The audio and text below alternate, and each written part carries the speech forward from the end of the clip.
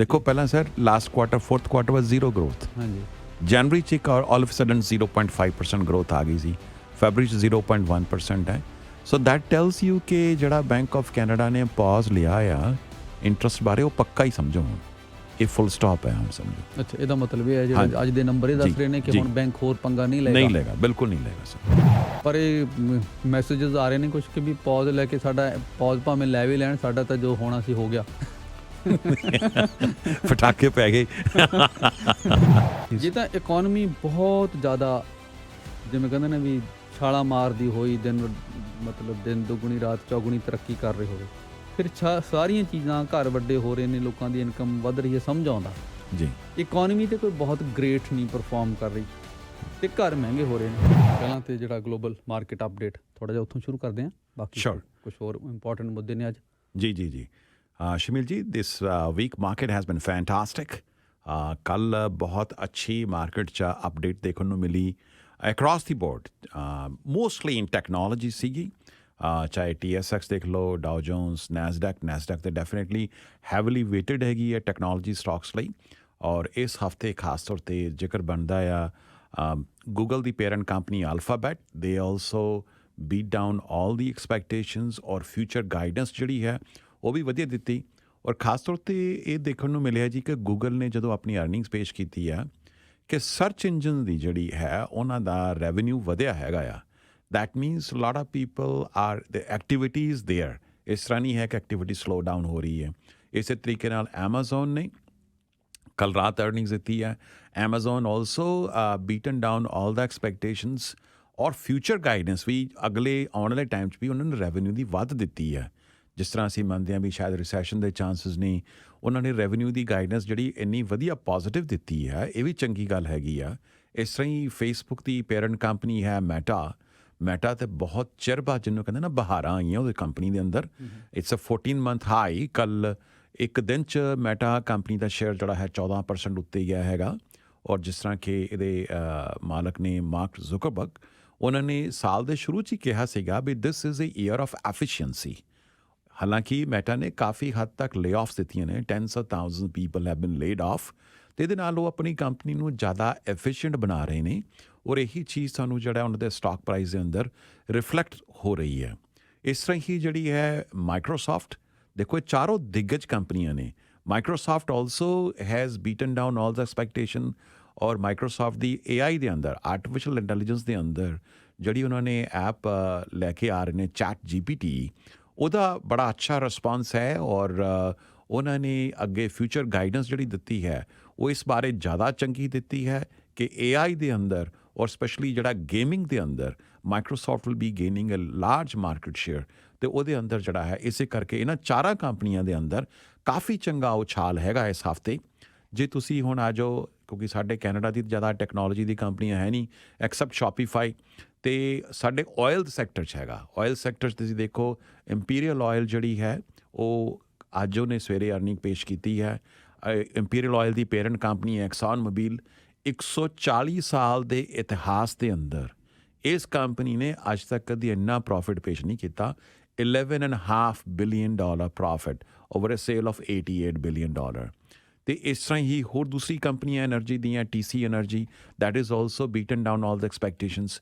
So this is all telling you ਕਿ ਜਿਹੜੀ ਚੀਜ਼ ਅਸੀਂ ਕਹਿ ਰਹੇ ਹਾਂ ਜੀ ਕਿ ਸ਼ਾਇਦ ਸੌਫਟ ਲੈਂਡਿੰਗ ਹੈ ਮਾਈਲਡ ਰਿਸੈਸ਼ਨ ਹੈ ਇਹ ਚੀਜ਼ਾਂ ਜਿਹੜੀਆਂ ਨੇ ਆਲਰੇਡੀ ਇਨਬਿਲਟ ਨੇ ਸਟਾਕ ਮਾਰਕੀਟ 'ਚ। ਇਹ ਨਹੀਂ ਕਿ ਨਹੀਂ ਆਉਣਗੀਆਂ ਲੇਕਿਨ ਇਹਦੇ ਦੇ ਜਿਹੜੇ ਸਟਾਕ ਪ੍ਰਾਈਸਿਸ ਨੇ ਜੇ ਤੁਸੀਂ ਅੱਜ ਮੈਟਾ ਦਾ ਪ੍ਰਾਈਸ ਦੇਖੋ ਆਲਮੋਸਟ 50% ਲੋ ਹੈ from it's all time high. ਜੇ ਤੁਸੀਂ ਦੇਖੋ Amazon is also 40% down. Look at the Tesla is also 50% down. Tesla is another technological company which has a great future. So ਇਹ ਸਾਰੀ ਚੀਜ਼ਾਂ ਦੱਸਦੀਆਂ sir there is a great opportunity. ਜਿਸ ਤਰ੍ਹਾਂ ਕਿ ਇੱਕ ਬੜੀ ਫੇਮਸ ਸੇਇੰਗ ਹੈਗੀ ਆ ਨਾਰਥ ਅਮਰੀਕਾ 'ਚ buy on a rumor sell on news. ਸਾਡੇ ਲੋਕ ਨਿਊਜ਼ ਦੀ ਵੇਟ ਕਰਦੇ ਫਿਰ ਅਸੀਂ ਕੁੱਦਾਂਗੇ ਪਰ ਤੱਕ this too late. So it is a time now to look for bargain hunting and look for certain good stocks ਜਾਂ good funds ਜਿਹੜੇ ਤੁਹਾਨੂੰ ਲੌਂਗ ਟਰਮ ਚੰਗੀ ਗਰੋਥ ਦੇਣਗੇ। ਜੀ ਨਹੀਂ ਓਵਰਆਲ ਤੁਸੀਂ ਮਤਲਬ ਓਵਰਆਲ ਜਿਹੜੀ ਪਿਕਚਰ ਹੈ ਉਹਨੂੰ ਜੇ ਇਹਨੂੰ ਐਕਸਪਲੇਨ ਕਰਨਾ ਹੋਏ ਵੀ ਜਿਹੜੀ ਐਕਟੀਵਿਟੀ ਦਿਸ ਰਹੀ ਆ ਮਾਰਕੀਟ 'ਚ ਕਿੱਥੋਂ ਆ ਰਹੀ ਹੈ ਕਿਉਂਕਿ ਗੱਲਾਂ ਤਾਂ ਓਵਰਆਲ ਇਕੋਨਮੀ ਨੂੰ ਲੈ ਕੇ ਆਪਾਂ ਕਰ ਰਹੇ ਹਾਂ ਕਿ ਇਕੋਨਮੀ ਥੱਲੇ ਨੂੰ ਜਾ ਰਹੀ ਹੈ ਇਹ ਐਕਟੀਵਿਟੀ ਨੂੰ ਫਿਰ ਤੁਸੀਂ ਕਿਹਦੇ ਨਾਲ ਜੋੜਦੇ ਹੋ? ਦੇਖੋ ਸਰ, ਐਕਟੀਵਿਟੀ ਦੀ ਹੁਣੇ ਕੁਛ ਮਿੰਟ ਬਾਅਦ ਜਦੋਂ ਆਪਾਂ ਬ੍ਰੇਕ ਲਾਂਗੇ ਰਿਪੋਰਟ ਆ ਜਾਣੀ GDP ਦੀ। ਅੱਜ ਕੈਨੇਡਾ ਦੇ ਨੰਬਰ ਆਉਣੇ ਆ, ਕੱਲ ਅਮਰੀਕਾ ਦੇ ਨੰਬਰ ਆਏ ਆ। First quarter there GDP has grown 1.1%. It is less than expected growth ਜੋ ਤੁਸੀਂ ਚਾਹੁੰਦੇ ਸੀ। ਦੇਖੋ, ਇੱਕ ਪਾਸੇ ਤੁਸੀਂ ਚਾਹੁੰਦੇ ਆ ਵੀ ਸਾਡੀ GDP ਘੱਟ ਗਰੋ ਕਰੇ, ਸਾਡੀ ਜਿਹੜੀ ਇਕੋਨਮੀ ਸਲੋ ਡਾਊਨ ਹੋਏ ਤਾਂ ਕਿ ਵੇਜ ਇਨਫਲੇਸ਼ਨ ਨੂੰ ਅਸੀਂ ਨਜਿੱਠੀਏ। ਦੂਜੇ ਪਾਸੇ ਤੁਸੀਂ ਕਹਿੰਦੇ ਕਿ ਜਿਹੜੀ ਹੈ ਫਿਰ ਸਾਰਾ ਕੰਮ ਸਹੀ ਵੀ ਰਹੇ। ਤੇ ਦੋਨੋਂ ਗੱਲਾਂ ਨਹੀਂ ਹੁੰਦੀਆਂ। ਜੋ ਸੈਂਟਰਲ ਬੈਂਕ ਗਵਰਨਰ ਚਾਹੁੰਦੇ ਸੀ ਉਸੇ ਦਿਸ਼ਾ 'ਚ ਅਸੀਂ ਉਸੇ ਦਿਸ਼ਾ 'ਚ ਚੱਲ ਰਹੇ ਹਾਂ ਸਰ। ਸੋ ਕੁਝ ਵੀ ਇਹੋ ਜਿਹਾ ਨਹੀਂ ਹੈ ਜਿਹੜਾ ਜਿਹਨੂੰ ਜਿਹੜੇ ਮਾਹਰ ਨੇ ਇਕੋਨਮੀ ਦੇ ਕਿ ਉਹਨਾਂ ਦੀ ਸਮਝ ਤੋਂ ਬਾਹਰ ਹੋਵੇ, ਐਸਾ ਕੁਝ ਨਹੀਂ ਹੈ। ऐसा कुछ नहीं है सर, फिलहाल ऐसा कुछ नहीं है। देखो, last year sir Ukraine war came all of a sudden, 2 साल पहला Covid came all of a sudden. These two were external factors. Otherwise ਜਿਹੜੇ ਸੈਂਟਰਲ ਬੈਂਕ ਗਵਰਨਰਸ ਹੈ they are well in command ਔਰ ਹਰ ਚੀਜ਼ ਤੁਸੀਂ ਕਹਿ ਸਕਦੇ ਹੋ ਉਹਨਾਂ ਦੇ ਕੰਟਰੋਲ 'ਚ ਹੈਗੀ ਹੈ ਜੀ। ਨੰਬਰ ਦੀ ਇੰਤਜ਼ਾਰ ਅਸੀਂ ਕਰ ਰਹੇ ਹਾਂ ਜੀ ਸਰ। ਐਕਸਪੈਕਟਡ ਹੈ ਦਸ ਅੱਜ ਫੈਬਰੀ ਦੇ GDP ਨੰਬਰ ਆਉਣੇ ਆ। ਇਹਦੇ 'ਚ ਜਿਸ ਤਰ੍ਹਾਂ ਦੱਸਿਆ ਵੀ ਐਕਸਪੈਕਟਡ 0.3% ਹੈ, ਲੇਕਿਨ ਜੇ ਗਰੋਥ ਘੱਟ ਆਉਂਦੀ ਆ ਚੰਗੀ ਗੱਲ ਆ ਸਰ।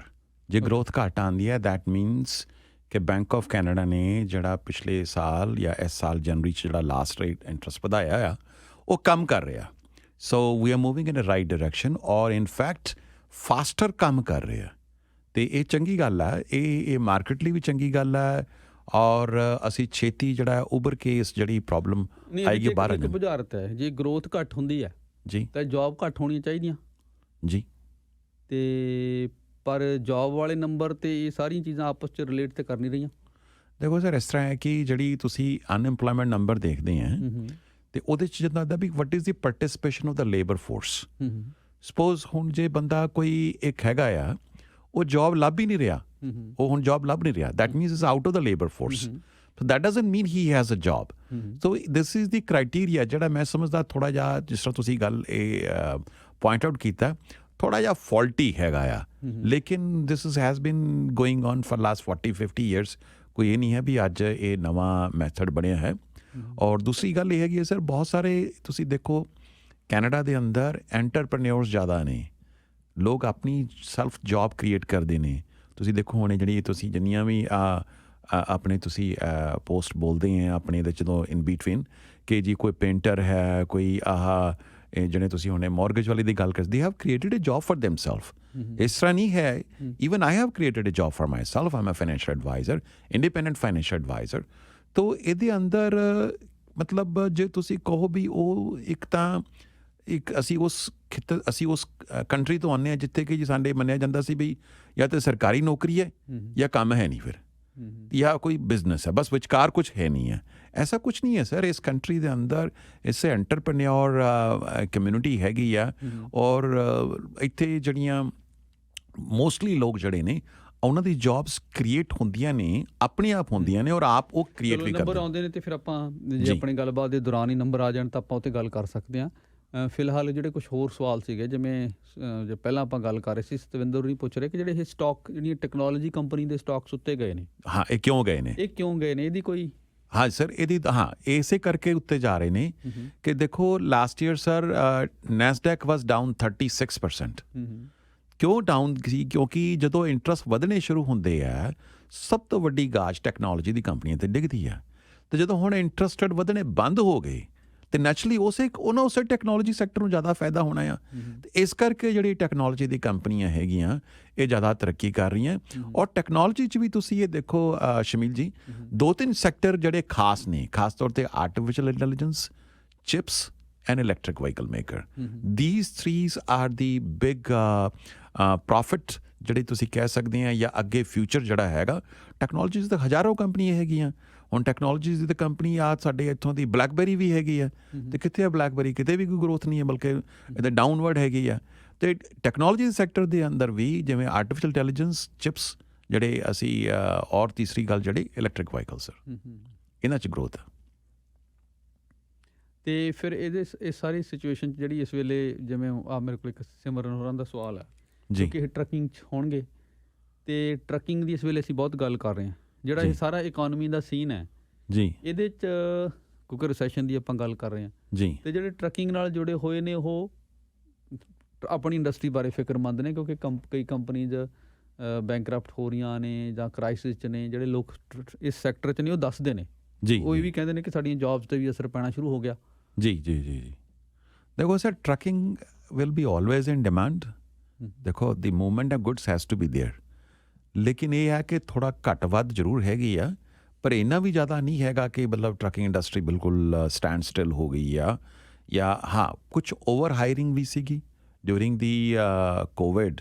ਕੁਛ ਕਹਿ ਲਓ ਕਿ ਡਿਮਾਂਡ ਜਿਸ ਤਰ੍ਹਾਂ ਸੀ, ਕਿਉਂਕਿ ਹੋਰਡਰਸ ਵਰ ਹੋਰਡਿੰਗ ਦ ਗੁੱਡਸ, ਅਤੇ ਉਹਦੇ ਨਾਲ ਜਦੋਂ ਹੋਰਡਿੰਗ ਕਰਨ ਲੱਗ ਗਏ ਤਾਂ ਤੁਸੀਂ ਕਹਿ ਸਕਦੇ ਐਕਟੀਵਿਟੀ ਜਿਹੜੀ ਹੈ, ਮਤਲਬ ਗੁੱਡਸ ਦੀ ਮੂਵਮੈਂਟ ਜਿਹੜੀ ਸੀਗੀ ਜ਼ਿਆਦਾ ਸੀਗੀ। ਲੇਕਿਨ ਹੁਣ ਜਦੋਂ ਹੋਰਡਰਸ ਨੇ they are now ਡਿਪਲੀਟਿੰਗ the goods, ਅਤੇ ਇਸ ਕਰਕੇ ਵੀ ਹੈਗਾ ਆ ਸਪਲਾਈ ਚੇਨ ਬਹਾਲ ਵੀ ਹੋ ਰਹੀ ਹੈ। ਤੀਸਰੀ ਗੱਲ ਆ, ਇਕਾਨਮੀ ਨੈਚੁਰਲੀ ਗੱਲ ਸਲੋ ਡਾਊਨ ਹੋ ਰਹੀ ਹੈ, ਅਤੇ ਉਹਦਾ ਅਸਰ ਤਾਂ ਜੀ ਟਰੱਕਿੰਗ 'ਤੇ ਵੀ ਪਊਗਾ। ਅਸਲ ਵਿੱਚ ਕਾਫੀ ਕੰਪਲੈਕਸ ਹੈ ਸਿਚੁਏਸ਼ਨ। ਜਿਵੇਂ ਹੁਣ ਅਤਿੰਦਰ ਹੋਰੀ ਲਿਖ ਰਹੇ ਨੇ ਕਿ ਆਟੋਮੇਸ਼ਨ ਵੀ ਬਿਗ ਹੋ ਗਈ ਹੈ। ਓ ਯੈਸ। ਅਤੇ ਉਹ ਹੁਣ ਕਿਵੇਂ ਇੰਪੈਕਟ ਕਰਦੀ ਸਾਰੀ ਸੀਨ ਨੂੰ, ਉਹ ਵੀ ਵਿੱਚ ਇੱਕ ਸਰ, ਇੱਕ ਮੈਂ ਕੱਲ੍ਹ ਕੇ ਪਰਸੋਂ ਮੈਨੂੰ ਕਿਸੇ ਨੇ ਵੀਡੀਓ ਭੇਜੀ ਸੀ। ਆਟੋਮੇਸ਼ਨ ਜਿਹੜੀ ਹੈ, ਆਰਟੀਫਿਸ਼ੀਅਲ ਇੰਟੈਲੀਜੈਂਸ ਜਿਹੜੀ ਹੈ, ਇਹ ਖਾਸ ਤੌਰ 'ਤੇ ਪ੍ਰਭਾਵਿਤ ਕਰੇਗੀ ਡਰਾਈਵਿੰਗ ਜਿਹੜੀ ਵੀ ਹੈ, ਚਾਹੇ ਉਹ ਕਾਰ ਡਰਾਈਵਰ ਹੈ, ਊਬਰ ਡਰਾਈਵਰ। ਈਵਨ ਦੇਖੋ ਆਟੋਮੇਟਿਡ ਜਿਹੜੀਆਂ ਨੇ ਉਹ ਇਲੈਕਟ੍ਰਿਕ ਵਹੀਕਲ ਕਾਰਾਂ ਹੋਰ 5-10 ਸਾਲ 'ਚ ਆ ਜਾਣੀਆਂ। ਤੁਸੀਂ ਆਰਡਰ ਕੀਤੀ ਕਾਰ, ਆਪਣੇ ਆਪ ਤੁਹਾਡੀ ਸੈਲਫ ਡਰਿਵਨ ਕਾਰ ਤੁਹਾਡੇ ਆ ਕੇ ਦਰਵਾਜ਼ੇ ਦੇ ਮੂਹਰੇ ਖੜ੍ਹ ਜਾਣੀ ਹੈ, ਤੁਸੀਂ ਬੈਠ ਜਾਣਾ ਅਤੇ ਤੁਸੀਂ ਉਹ ਡੈਸਟੀਨੇਸ਼ਨ ਪਾ ਦੇਣਾ, ਕਿੱਥੇ ਜਾਣਾ ਉਹਨੇ ਤੁਹਾਨੂੰ ਛੱਡ ਦੇਣਾ ਉੱਥੇ। ਅਤੇ ਉਹ ਡਰਾਈਵਰ ਵਾਲਾ ਕੰਮ ਵੀ ਖਤਮ ਹੋ ਜਾਣਾ। ਅੱਗੇ ਤੇ ਟੈਕਸੀ ਡਰਾਈਵਰ ਸੀ, ਕਹਿੰਦਾ ਵੀ ਟੈਕਸੀ ਡਰਾਈਵਰ ਦਾ ਕੰਮ, ਉਹ ਡਰਾਈਵਰ ਵਾਲਾ ਕੰਮ ਵੀ ਖਤਮ ਹੋ ਜਾਣਾ। ਇਸ ਤਰ੍ਹਾਂ ਹੀ ਟਰੱਕਿੰਗ ਦੇ ਅੰਦਰ ਹੈ। ਟਰੱਕਿੰਗ ਦੇ ਅੰਦਰ ਸ਼ਾਇਦ ਤੁਸੀਂ ਪਤਾ ਨਹੀਂ ਜਾਣਦੇ ਕਿ ਨਹੀਂ, ਇੱਕ ਆਲਰੇਡੀ ਜਿਹੜਾ ਹੈ Elon Musk, he is already doing a experiment. He is making loops. ਇਹ I think is making a loop from Las Vegas to California, ਅਤੇ ਉਸ 'ਤੇ ਆਲਰੇਡੀ ਕੰਮ ਚੱਲ ਰਿਹਾ। ਅਤੇ ਉਹ ਜੇ ਕਾਮਯਾਬ ਹੋ ਗਿਆ ਅਤੇ ਉਹਦੇ 'ਚ ਕੀ ਹੈਗਾ ਕਿ ਜਿਵੇਂ ਤੁਸੀਂ ਦੇਖੋ ਹੁਣ ਕੋਈ ਲੰਬੇ ਡਿਸਟੈਂਸ 'ਤੇ ਜਿਹੜਾ ਗੁੱਡਸ ਜਾਣੀਆਂ ਨੇ, ਅਤੇ ਟਰੱਕ ਚੱਲਦੇ ਨੇ ਜਾਂ ਟ੍ਰੇਨ ਚੱਲਦੇ ਨੇ, ਉਹਦੇ 'ਚ ਕਿੰਨੀ ਐਨਰਜੀ ਲੱਗਦੀ ਹੈ, ਕਿੰਨੀ ਮੈਨ ਪਾਵਰ ਹੈ, ਕਿੰਨਾ ਟਾਈਮ ਲੱਗਦਾ ਹੈ। ਉਹ ਲੂਪ ਕੀ ਹੈਗਾ, ਜਿਵੇਂ ਲਾਸ ਵੇਗਸ ਤੋਂ ਚੱਲਣਾ ਹੈ, ਉਹਨੇ ਕੈਲੀਫੋਰਨੀਆ ਪਹੁੰਚ ਜਾਣਾ ਹੈ। ਉਹ ਤੁਸੀਂ ਇੱਧਰੋਂ ਇੱਕ ਇਕੱਠੀ ਜਿਹੜੀ ਹੈ ਉਹ ਮਤਲਬ ਇੱਕ ਤਰ੍ਹਾਂ ਦੀ ਕਹਿ ਲਓ ਜਿਵੇਂ ਗੁੱਡਸ ਟ੍ਰੇਨ ਟਾਈਪ ਹੈ, ਉਹ ਇੱਧਰੋਂ ਤੁਸੀਂ ਉਹ ਲੂਪ ਬਣਾ ਦਿੱਤਾ। ਉਹਦੇ 'ਚ ਹੋਰ ਕੋਈ ਟ੍ਰੈਫਿਕ ਨਹੀਂ ਹੋਣਾ। ਜਿਵੇਂ 50 ਉਹਦੇ 'ਚ ਉਹ ਕੋਈ ਕੰਟੇਨਰਸ ਹੈਗੇ ਨੇ, ਉਹ ਤੁਸੀਂ ਭਰ ਦਿੱਤੇ, ਅਤੇ ਵਿਦਇਨ 1 ਆਵਰ ਜਿਹੜਾ ਹੈ ਲਾਸ ਵੇਗਸ ਤੋਂ ਉਹ ਕੈਲੀਫੋਰਨੀਆ ਪਹੁੰਚ ਗਏ। ਉੱਥੇ ਫਿਰ ਲੋਕਲ ਡਰਾਈਵਿੰਗ ਲਈ ਤੁਸੀਂ ਜ਼ਰੂਰ ਬੰਦੇ ਰੱਖ ਸਕਦੇ ਆ। ਉਹਦੇ ਨਾਲ ਤਾਂ ਫਾਸਟ ਗੁੱਡਸ ਮੂਵਮੈਂਟ ਵੀ ਹੋ ਗਈ, ਐਫੀਸ਼ੀਐਂਟ ਵੀ ਹੋ ਗਈ, ਐਨਰਜੀ ਵੀ ਸੇਵ ਹੋ ਗਈ, ਐਨਵਾਇਰਨਮੈਂਟ ਫਰੈਂਡਲੀ ਵੀ ਹੋ ਗਈ, ਔਰ ਪੈਸੇ ਵੀ ਬਚ ਗਏ ਸਰ। ਅਤੇ ਜੌਬਾਂ ਕਿੰਨੀਆਂ ਜਾਣਗੀਆਂ ਦੇਖੋ ਤੁਸੀਂ। ਸੋ ਤੁਹਾਡੇ ਕਹਿਣ ਦਾ ਮਤਲਬ ਹੈ ਵੀ ਜਿਹੜੀ ਆਪਾਂ ਇਕੋਨਮੀ 'ਚ ਐਕਟੀਵਿਟੀ ਦੇਖ ਰਹੇ ਹਾਂ, ਉਹ ਇਕੱਲੀ ਉਨੀ ਸਿੰਪਲ ਨਹੀਂ ਹੈ ਜਿਵੇਂ ਪਹਿਲਾਂ ਦੇਖਦੇ ਸੀ। ਇਹ ਸਾਰੀਆਂ ਚੀਜ਼ਾਂ ਇਸ ਵੇਲੇ ਇਕੱਠੀਆਂ ਕੰਮ ਕਰ ਰਹੀਆਂ। ਬਿਲਕੁਲ ਇਹਦੇ ਕਰਕੇ ਕਈ ਚੀਜ਼ਾਂ ਸਮਝ ਨਹੀਂ ਆ ਰਹੀਆਂ। ਯੈਸ, ਆਰਟੀਫਿਸ਼ੀਅਲ ਇੰਟੈਲੀਜੈਂਸ ਦਾ ਸਰ ਸਾਡੇ ਹਲੇ ਕਮਿਊਨਿਟੀ 'ਚ ਲੋਕਾਂ ਨੂੰ ਪਤਾ ਹੀ ਨਹੀਂ ਇਸ ਦਾ ਕਿੰਨਾ ਵੱਡਾ ਪ੍ਰਭਾਵ ਪੈਣਾ ਆ। ਬਹੁਤ ਸਾਰੀਆਂ ਜੌਬਸ ਜਿਹੜੀਆਂ ਨੇ ਇਹ AI ਕਰਕੇ ਚਲੀਆਂ ਜਾਣੀਆਂ ਹੈਗੀਆਂ। ਇਸੇ ਕਰਕੇ ਹੈਗਾ ਕਿ you have to upgrade your skills, ਔਰ ਤੁਸੀਂ ਜਿਹੜੀਆਂ ਵੀ ਰੈਪੀਟੇਟਿਵ ਜੌਬਸ ਨੇ, those will be outdated sir. Good morning Toronto, ਤੁਸੀਂ ਸੁਣ ਰਹੇ ਹੋ ਜੀ, ਅਤੇ ਗੱਲਬਾਤ ਅਸੀਂ ਕਰ ਰਹੇ ਹਾਂ ਮਾਰਕੀਟ ਦੀ ਤਾਜ਼ਾ ਸਿਚੁਏਸ਼ਨ ਬਾਰੇ, ਅਤੇ ਕੈਨੇਡਾ ਦੀ ਇਕੋਨਮੀ ਦੇ ਜੋ ਪਿਛਲੇ ਮਹੀਨੇ ਦੇ ਨੰਬਰਸ ਨੇ ਉਹ ਸਟੈਟਸਕੈਨ ਨੇ ਰਿਲੀਜ਼ ਕੀਤੇ ਨੇ, ਅਤੇ ਉਹਨਾਂ ਬਾਰੇ ਅਸੀਂ ਹੁਣ ਗੱਲਬਾਤ ਕਰਾਂਗੇ। ਸੁਰਿੰਦਰਪਾਲ ਜੀ, ਨਵੇਂ ਨੰਬਰਸ ਆ ਗਏ ਨੇ ਹੁਣੇ ਜੀ, ਅਤੇ ਕੀ ਦੱਸ ਰਹੇ ਨੇ? ਇਹ ਦੱਸ ਰਹੇ ਸਰ ਫੈਬਰਰੀ 'ਚ ਦੀ ਇਕਾਨਮੀ ਗ੍ਰਿਊ 0.1%, ਜਨਵਰੀ 'ਚ ਗਰੋ ਕੀਤੀ 0.5%, ਐਕਸਪੈਕਟਡ ਸੀ ਵੀ ਫੈਬਰਰੀ 'ਚ 0.3% ਜਿਵੇਂ ਤੁਸੀਂ ਦੱਸਿਆ ਗਰੋ ਕਰੇਗੀ।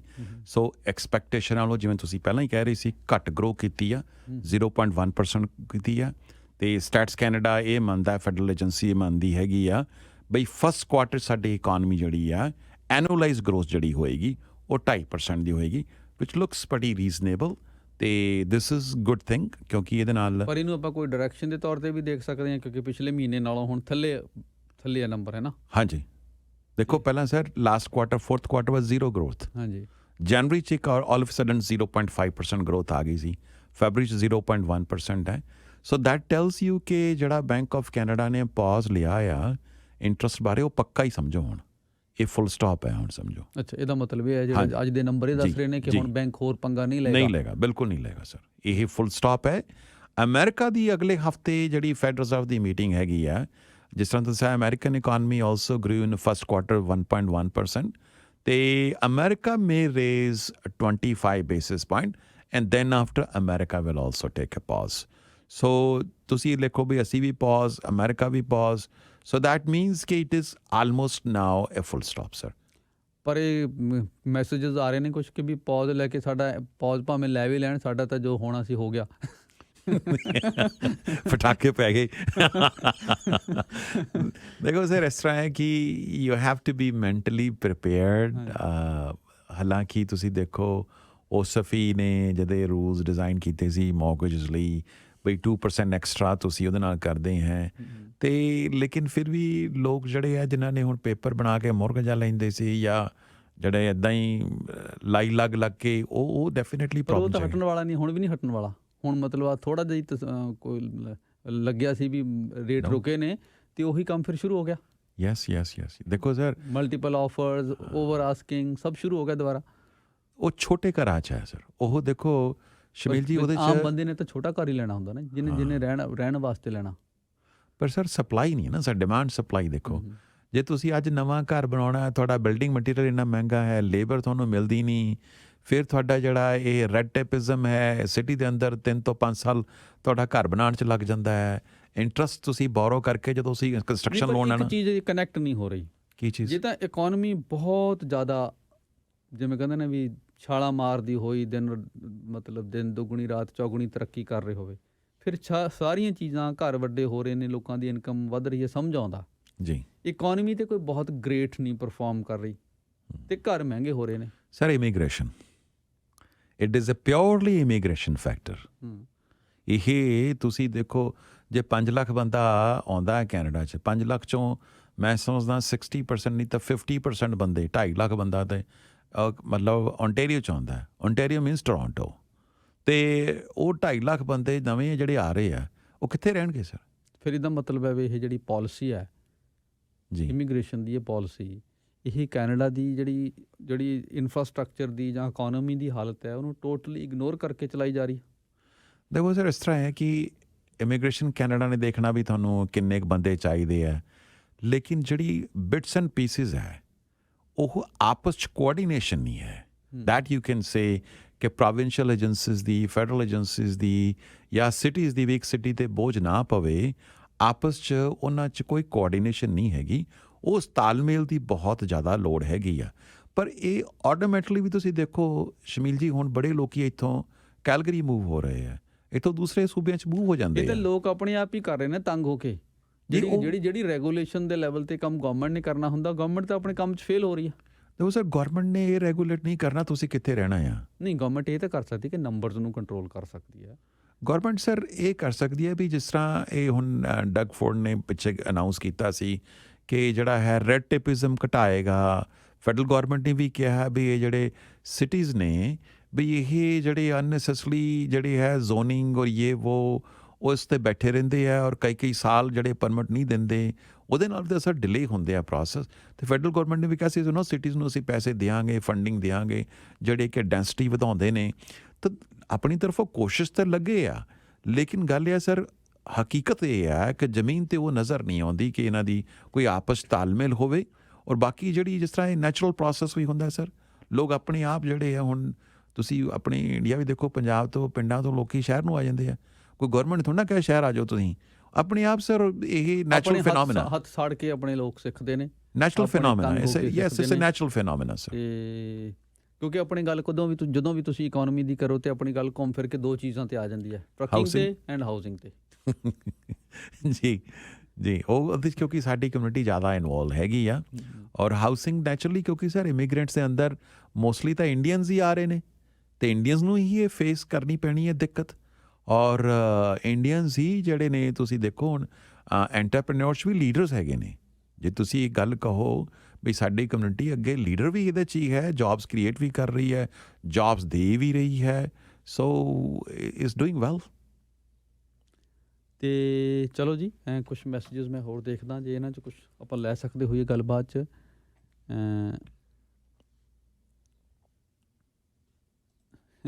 ਇੱਕ ਮੈਸੇਜ 'ਤੇ ਆ ਗਿਆ ਸੀ ਕਿ ਇੰਟਰਸਟ ਰੇਟ ਹੋਰ ਨਹੀਂ ਵਧੇਗਾ, ਇਹ ਨਾ ਕਿਉਂ, ਕਹਿੰਦੇ ਲੋਕਾਂ ਨੇ ਹਾਊਸਿੰਗ ਮਾਰਕੀਟ 'ਚ ਫਿਰ ਉਹੀ ਮਾਹੌਲ ਕ੍ਰੀਏਟ ਕਰ ਦੇਣਾ। ਨਹੀਂ, ਤਾਂ bank of Canada the governor 25 ਜਨਵਰੀ ਨੂੰ ਕਹਿ ਚੁੱਕੇ ਜੀ, he has sad it openly. ਅਤੇ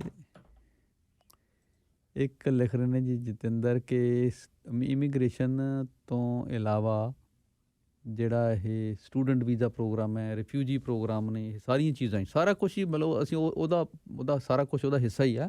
ਜੀ ਜੀ ਜਦੋਂ ਮੇਨ ਗੱਲ ਤਾਂ ਕਿ ਪਾਪੂਲੇਸ਼ਨ ਜਿੰਨੀ ਤੇਜ਼ੀ ਨਾਲ ਵੱਧ ਰਹੀ ਹੈ ਉਨੀ ਤੇਜ਼ੀ ਨਾਲ ਸਾਡਾ ਇਨਫਰਾਸਟਰਕਚਰ ਨਹੀਂ ਵੱਧ ਰਿਹਾ। ਸਿੰਪਲ ਗੱਲ ਹੈ, ਨਾ ਸਾਡਾ ਹੈਲਥ ਇਨਫਰਾਸਟਰਕਚਰ ਤੇ ਨਾ ਸਾਡਾ ਨਵੇਂ ਘਰ ਉਸ ਤੇਜ਼ੀ ਨਾਲ ਬਣ ਰਹੇ ਨੇ।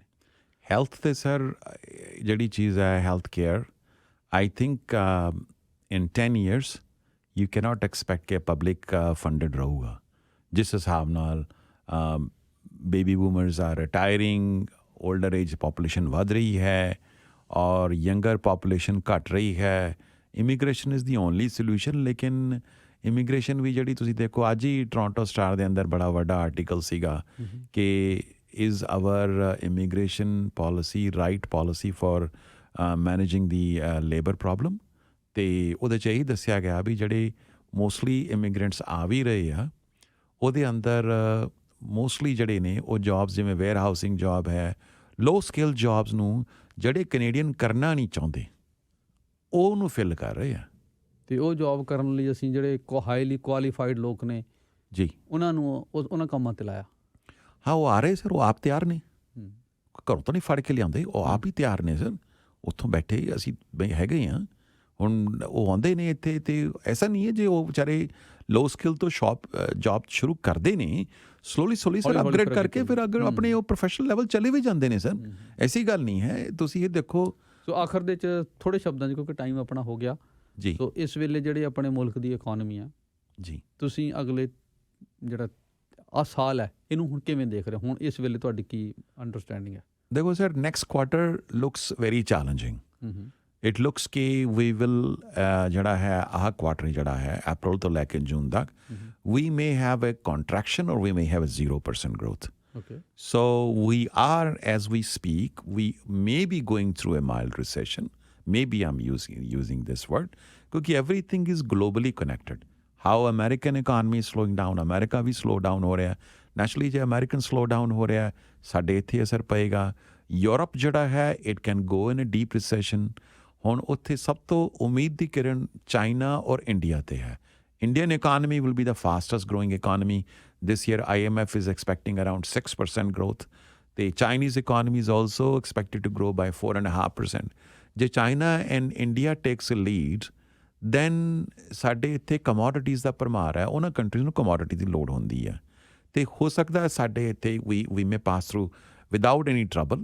ਪਰ ਜੇ ਉੱਥੇ ਵੀ ਇਕੋਨਮੀ ਸਲੋ ਹੁੰਦੀ ਹੈ, ਜਿਸ ਤਰ੍ਹਾਂ ਹੁਣ ਇੰਡੀਆ ਵੀ ਤੁਸੀਂ ਦੇਖ ਰਹੇ ਹੋ ਕੋਵਿਡ ਦੇ ਨੰਬਰ ਕਾਫੀ ਵਧਣੇ ਸ਼ੁਰੂ ਹੋ ਗਏ ਆ, ਔਰ ਜੇ ਯੂਰਪ ਦੇ ਅੰਦਰ ਡੀਪ ਰਿਸੈਸ਼ਨ ਆਉਂਦਾ ਹੈ, ਅਮਰੀਕਾ ਸਲੋ ਹੁੰਦੀ ਹੈ, ਦੈਨ ਡੈਫੀਨੇਟਲੀ ਸਾਡੇ ਇੱਥੇ ਅਸਰ ਪਊਗਾ।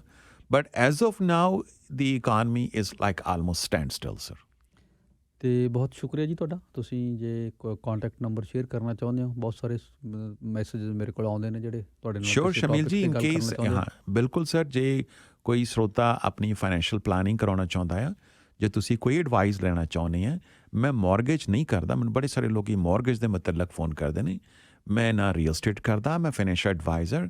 ਇਹਦੇ ਅੰਦਰ ਜਿਹੜੀ ਹੈ ਮੈਂ I do A complete financial planning ਅਤੇ ਉਹਦੇ ਅੰਦਰ ਚਾਹੇ ਇਨਵੈਸਟਮੈਂਟ ਪਲਾਨਿੰਗ ਹੋਏ, ਰਿਟਾਇਰਮੈਂਟ ਪਲਾਨਿੰਗ ਹੋਏ, ਟੈਕਸ ਪਲਾਨਿੰਗ ਹੋਏ, ਇੰਸ਼ੋਰੈਂਸ ਹੋਏ, ਇਨਵੈਸਟਮੈਂਟਸ ਹੋਏ, tax free saving, RSP, RESPs, ਬੱਚਿਆਂ ਦੀ education plan, I do all this things. ਜੇ ਕਿਸੇ ਨੇ ਐਜੂਕੇਸ਼ਨ ਲੈਣੀ ਹੈ, ਵੀ ਗਿਵ ਦ ਟ੍ਰੇਨਿੰਗ ਆਲਸੋ। ਅਸੀਂ ਆਪਣੇ ਪ੍ਰੋਫੈਸ਼ਨ 'ਚ ਬੰਦੇ ਹਾਇਰ ਵੀ ਕਰਦੇ ਹਾਂ। ਜੇ ਤੁਸੀਂ ਮੈਨੂੰ ਕੰਟੈਕਟ ਕਰਨਾ, ਮੇਰਾ ਡਾਇਰੈਕਟ ਲਾਈਨ ਨੰਬਰ ਹੈ ਜੀ 416-573-4798, 416-573-4798, ਪੰਜਾਬੀ 'ਚ 416-573-4798। ਥੈਂਕ ਯੂ ਸ਼ਮੀਲ ਜੀ। Thank you.